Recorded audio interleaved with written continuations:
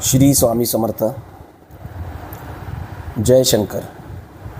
निरंतर सफरच्या भाग 4 आपणा सर्वांचं सहर्ष स्वागत. मधले साधारण 10-12 दिवस हा भाग प्रसारित करता आला नाही, यासाठी मी दिलगिरी व्यक्त करतो. आज आपण ज्येष्ठ महिन्यामध्ये आहोत. पुढच्या काही दिवसांमध्ये संत तुकाराम महाराजांच्या देहूमधून पालखी सोहळा सुरू होणार आहे. ही पालखी पांडुरंगाच्या भेटीसाठी म्हणून प्रस्थान करेल. आषाढी एकादशी अनन्यसाधारण महत्त्व असलेला हा दिवस, आणि ह्याच दिवसामुळे आज मला प्रेरित झालं की आपण नाम साधनेबद्दल बोलावं. आज विठ्ठल, साक्षात विठ्ठल अनंत रूपांमध्ये, त्या वारेकरांच्या रूपामध्ये आज निरंतर यात्रा करत पंढरपूरला जातात. राम कृष्ण हरी ह्या नामघोषामध्ये ते होणाऱ्या शरीराला यातना हे सहज विसरून जातात, आणि चालत चालत पावसामध्ये भिजत सर्व प्रकारच्या अडीअडचणींना सामोरं जात ते ईश्वराच्या भेटीसाठी, पांडुरंगाच्या भेटीसाठी पंढरपूरला जातात. तो अविस्मरणीय क्षण अनुभवण्यासाठी ते सर्व काही अगदी आनंदाने सहन करत पुढे जातात. नामघोषाच्या गजरामध्ये पुढे जातात, आणि हा विलक्षण उत्साह आपण बघितला तर त्या वातावरणामध्ये देखील एक चैतन्य भरलेलं असतं. आणि मित्रांनो, हेच नामाचं महत्त्व आहे. आजचा भाग आपण या सर्व आपल्या पूजनीय अशा वारकऱ्यांसाठी आज हा समर्पित आहे. आज नाम साधनेवरच आपण बोलणार आहोत. ईश्वरा, तुझं नाव घेण्यासाठी एक जपमाळ पुरत नाही. मणी मोजून नाव घेऊन माझं मन भरत नाही. चराचरात भरलेला तू, ब्रह्मांड व्यापून उरलेला तू, अशा रूपाला समजावं कसं, जपाच्या माळेत मोजावं कसं. जपमाळ म्हणजे एक बंधन, मनाला स्थिर करण्याचं साधन. या बंधनापलीकडे यायचं आहे, अखंड नामात रंगून जायचं आहे. नाम यावं सहजपणे, जितका सहज येतो श्वास. श्वासाबरोबर नाम यावं, जसा फुलाबरोबर सुवास. हे आयुष्य एक जपमाळ, रोजचा दिवस जणू या माळेतला मणी. तुझी कृपा ही समजेल ज्याला, तोच खरा समाधानी. तुझ्या चिंतनात जपावा रोजचा दिवसरूपी मणी. तुझ्या कृपेचे अप्रूप राहावं हर घडी हर क्षणी. जपमाळ माझ्या आयुष्याची, तुझ्या नामात चिंब भिजावी. तुझ्या कृपेने झालेली सुरुवातही तुझ्या पायांशीच पूर्ण व्हावी, अगदी शेवटच्या श्वासापर्यंत. श्री स्वामी माऊली. आज हे आपल्या नामाचं महत्त्व आहे. नामरूप. नाम ह्या शब्दाचा कडे जर आपण खोलवर विचार केला, नाम ह्या शब्दावर आपण खोलवर विचार केला, तर आपल्याला कळून येईल की हे मनाच्या विरुद्ध म्हणजे नाम. म्हणजेच काय? मन हे अनियंत्रित आहे. आपण एका क्षणी 10 ठिकाणी जाऊन येतो, 15 ठिकाणचा विचार करतो. अनेक न घडलेल्या गोष्टी घडल्या आहेत असं मानून आपण चिंतित होतो, प्रसंगी हर्षोल्लासित होतो. या सर्व प्रकारच्या जाणीवा हे मनाचं कर्तेपण आहे. त्यामुळे या मनाला जोपर्यंत आपण नियंत्रित करत नाही, त्याला एका ठिकाणी केंद्रित करायला लावत नाही, तोपर्यंत आपल्या आध्यात्मिक प्रवासाची खरी सुरुवात ही होणं शक्य नाही. आणि म्हणूनच आपण या मनाला नियंत्रित करण्यासाठी नाम घेतो. त्याच्या विरुद्ध जायचं. तो जिथे विचार करेल, तो विचार येऊ नये ह्यासाठी आपण आपल्या मनाला गुंतवायचं, आणि म्हणून ते ईश्वराच्या नामामध्ये सतत एक गोष्ट सतत आपण उद्घोष करायचा. याचा अर्थ तो जप. रोज आपण कमीत कमी 30 मिनटे तरी जप करावा. जेवढा अक्षरी जप असेल तेवढ्या माळा किमान रोज व्हाव्यात. याचा अर्थ असा की आपण श्री स्वामी समर्थ हा जप करणार असाल तर हा षडाक्षरी जप आहे, तर याचा कमीत कमी 6 माळा रोज कराव्यात किंवा 6च्या पटीत त्या माळा कराव्यात. त्याचं पुण्य आहे. श्रीराम जय राम जय जय राम हा त्रयोदशाक्षरी मंत्र आहे, तर याच्या किमान 13 माळा रोज व्हाव्यात किंवा त्या पटीत तुमच्या माळा रोज व्हाव्या असा याचा अर्थ आहे.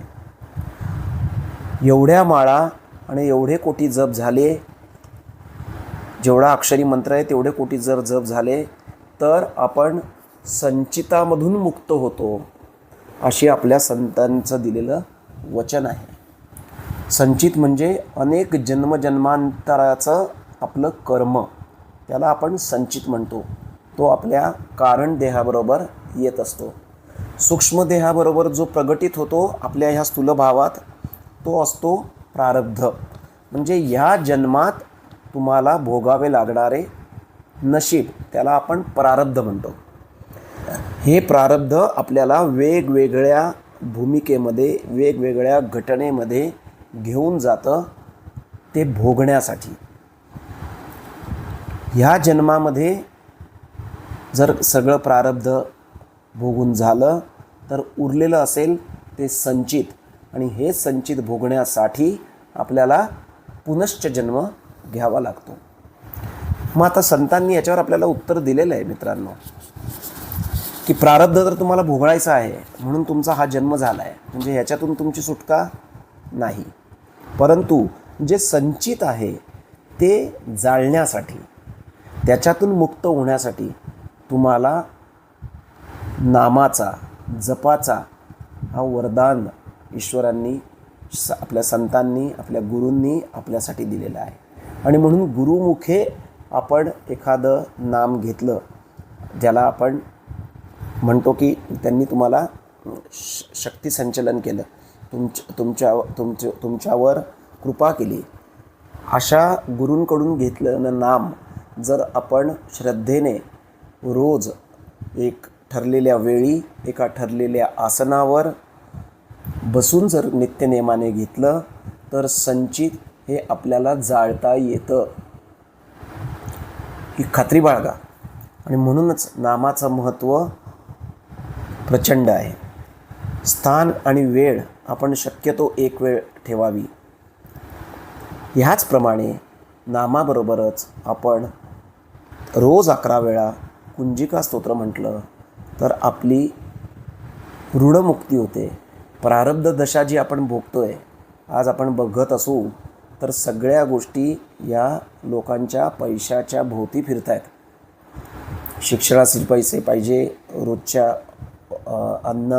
अन्नासाठी आपल्याला पैसे पाहिजे, आजारासाठी औषधं घेण्यासाठी पैसे पाहिजे, घर घ्यायचं आहे पैसा पाहिजे, सगळीकडे पैशाची आवश्यकता आहे.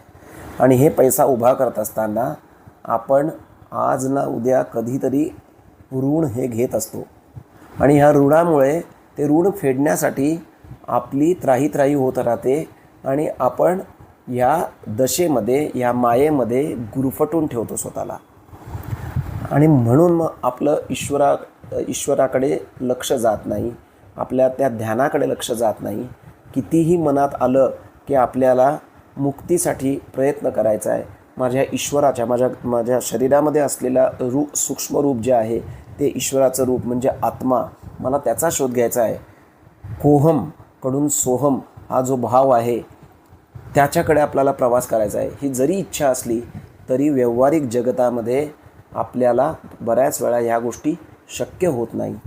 याच्यासाठी म्हणून हा मी फक्त उपाय आपल्याला सांगू इच्छितो की रोज 11 वेळा कुंजिका स्तोत्राचं आपण श्रद्धेने जर पठण केलं तर लवकरात लवकर आपल्याला मार्ग सापडतात, ऋणमुक्ती होते.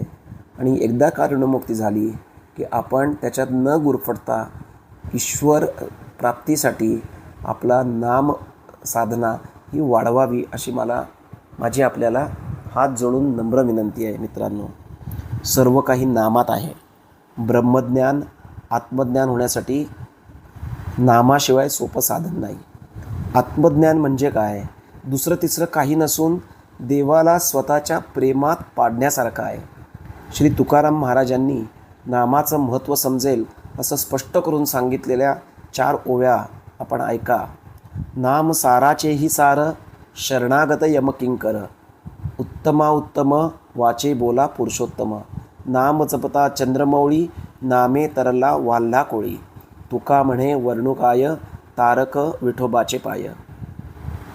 नामस्मरण करायला आपल्याला कोणाचंही मोल द्यावं लागत नाही.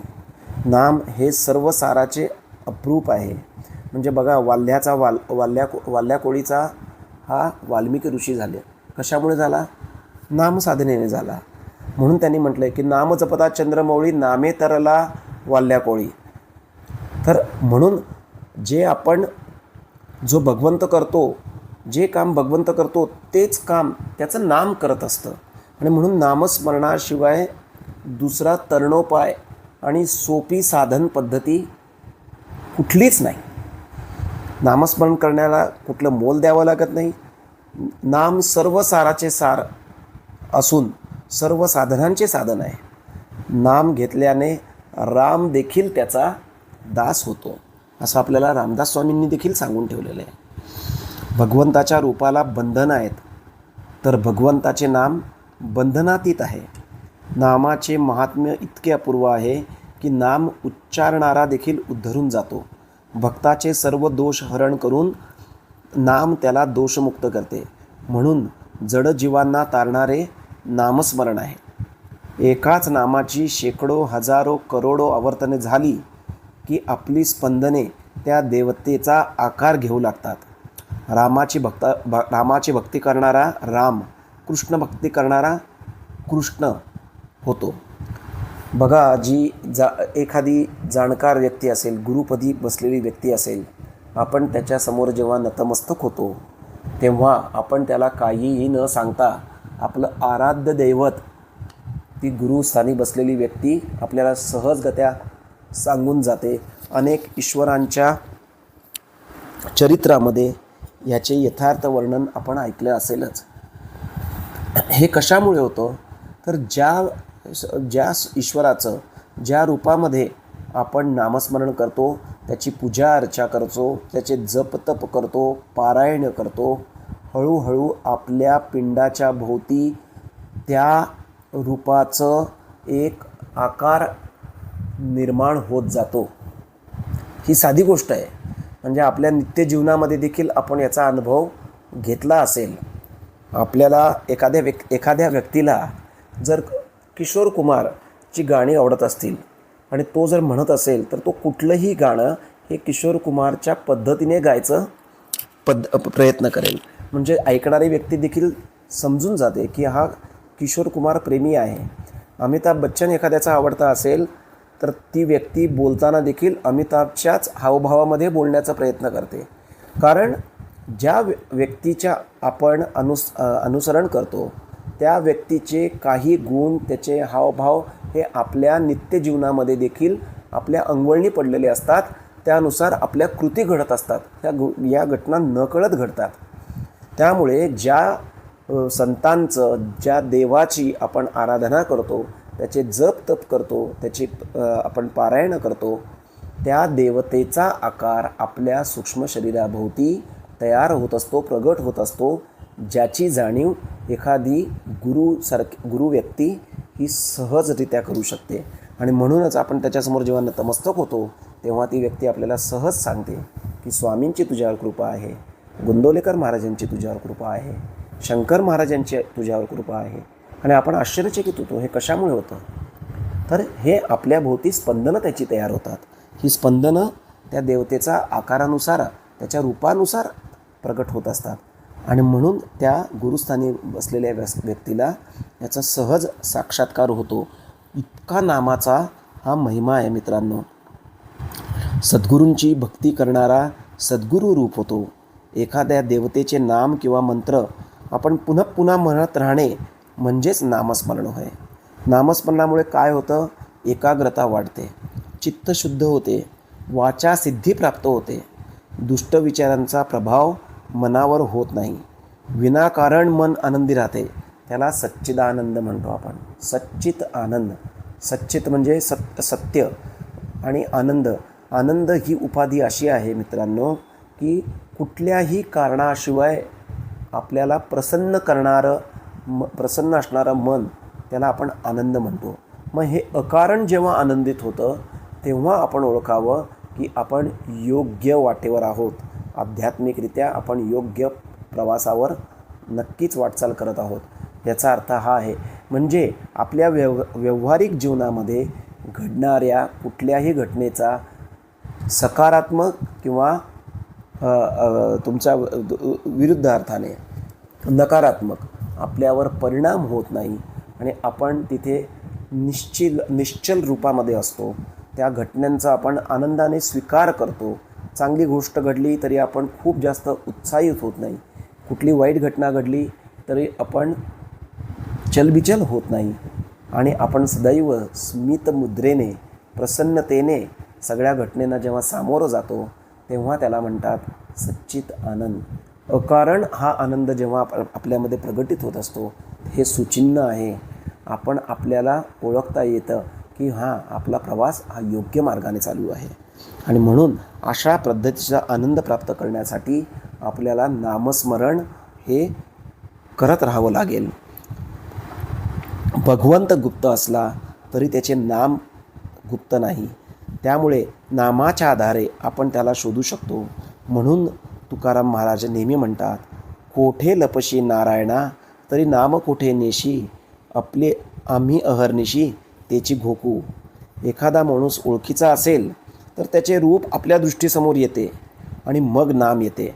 पण त्याची ओळखच नसेल तर मनात त्याचं नाव आधी येते आणि नंतर रूप. शब्द, स्पर्श, रूप, रस, गंध आणि त्यांच्याशी संबंधित शक्ती एकत्र असते. या आध्यात्मिक सिद्धांतानुसार नाम आणि रूप एकत्र असतात. म्हणून नाम आठवलं की डोळ्यासमोर ती व्यक्ती ही निश्चित येते. हे नामाचं महत्त्व आहे. जेव्हा एखादी अनोळखी व्यक्तीला हाक मारायची असेल तर आपण कशी मारणार? तिचं नाव माहीत नसेल तर हाक कशी मारणार?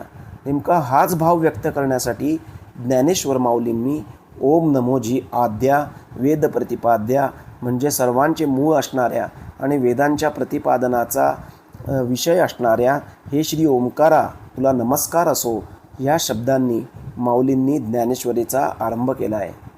भगवंताचे नाम घेत असताना साक्षात भगवंत जरी समोर उभा टाकला आणि तुला काय हवं आहे असं विचारलं तर तुझे नामच मला दे अशी मागण्याची निष्कामता आपल्यामध्ये आली पाहिजे. अरूप असलेला भगवंत रूपाने जरी व्यक्त झाला तरी तो केव्हा तरी नाहीसा होईल. तो क्षण मात्र आपल्याला तो आपल्याला रूप आपल्याला दर्शन देईल, परंतु त्याचे नाम मात्र अखंडपणे टिकेल आणि त्याचे नाम घेतले की त्याला सतत आपल्याकडे यावं लागेल. ह्या गोष्टीवर आपला विश्वास असणं गरजेचं आहे आणि हाच विश्वास आपल्याला ईश्वराच्या जवळ घेऊन जातो. किंबहुना मी असं म्हणेन की तो ईश्वराला आपल्याजवळ बांधून ठेवतो.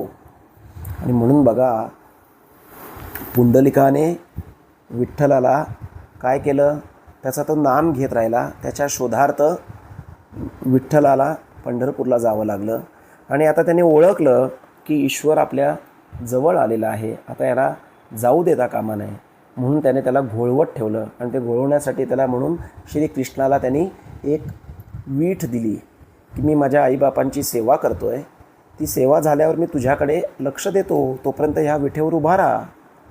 आणि त्याने काही त्याच्यातून त्या आईबापांच्या सेवेतून तिकडे त्याला लक्ष दिलेलं नाही, त्याला उभा ठेवला.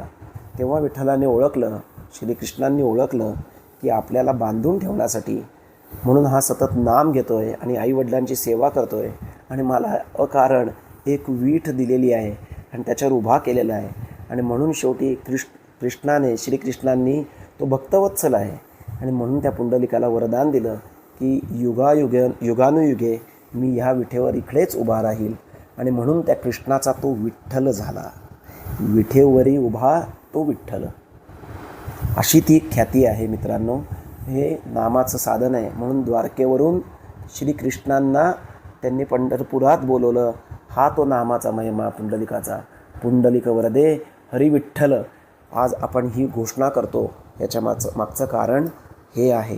आणि म्हणून नामाचं महत्त्व हे अनन्यसाधारण आहे. अनन्यसाधारण आहे.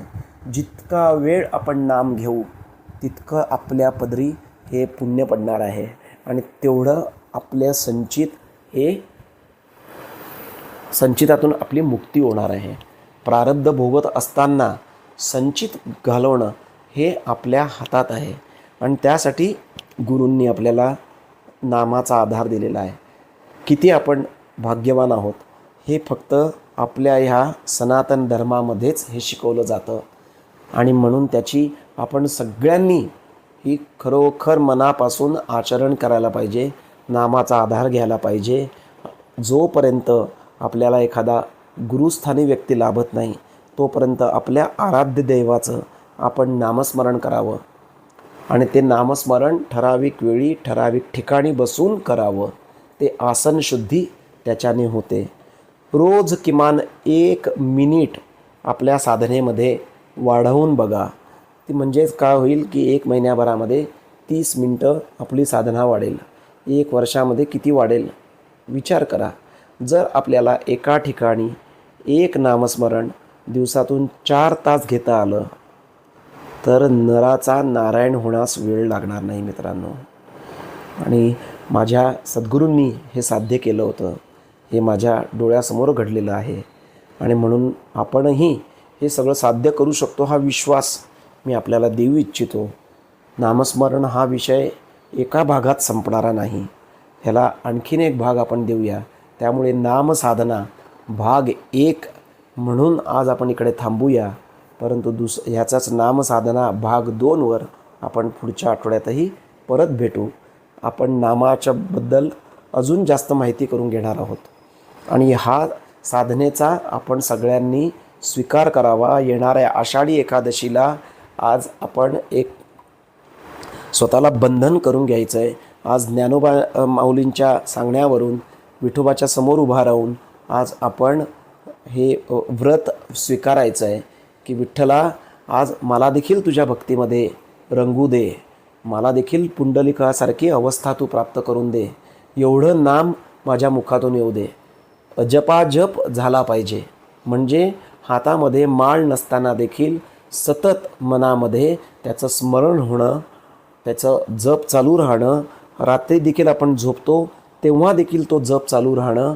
सकाळी उठल्यावर देखील बऱ्याच वेळा आपल्याला ही जाणीव होते की माझ्या मनातून सतत रात्री चालू असलेलं नामस्मरण मला ऐकू येतं आहे. आणि हा मित्रांनो हा आवाज आपल्या कानात येतो त्यालाच आपण अनाहत नाद म्हणतो. की जो मनात जप चालू आहे तो आपल्या कानात देखील आपल्याला ऐकू येतो. ही अवस्था आपल्याला प्राप्त करून द्यायची आहे. गोंदवलेकर महाराजांना एका भक्ताने विचारलं होतं की मी नामाची साधना कशी करू. तेव्हा त्यांना महाराजांनी सांगितलं तर कशी करू याचं उत्तर एकच. त्यांनी त्याला जवळ बोलवलं. त्यांनी सांगितलं माझ्या छातीजवळ तू तुझं कान लाव. त्यांनी कान लावले तर त्यांना श्रीराम जयराम जय जय राम हा जप येत होता. त्यांनी सांगितलं माझ्या मांडीवर तुझे कान ठेव. त्यांना मांडीमधून देखील श्रीराम जयराम जय जय राम हा जप येत होता. त्यांनी पावलावर त्याला कान ठेवायला लावले. पावलातून देखील श्रीराम जयराम जय जय राम जप येत होता. ही मित्रांनो नामाची महती आहे. आपल्या शरीरातला कण आणि कण हा त्या नामाने व्याप्त झाला पाहिजे.